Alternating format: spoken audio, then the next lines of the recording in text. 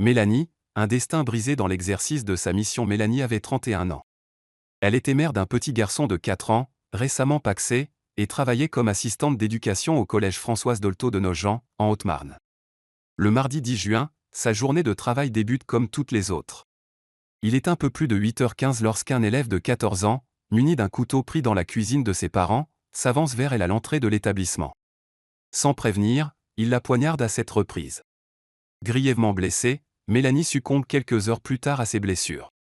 Sa disparition brutale a bouleversé la communauté éducative et bien au-delà. Ancienne coiffeuse reconvertie dans l'éducation nationale depuis septembre, Mélanie s'était rapidement imposée par sa douceur, son calme et sa bienveillance auprès des élèves comme des professeurs. Le choc est immense.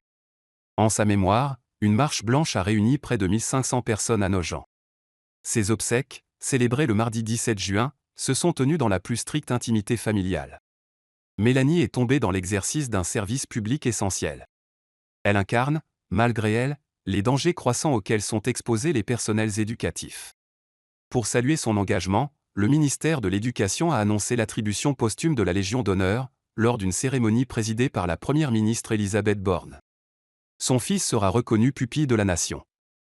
Les palmes académiques lui seront également décernées, un hommage fort à celle qui avait choisi d'agir dans l'ombre, au service des jeunes, dans un quotidien souvent difficile. Mélanie n'était pas une célébrité. Elle était simplement une femme dévouée, courageuse et discrète.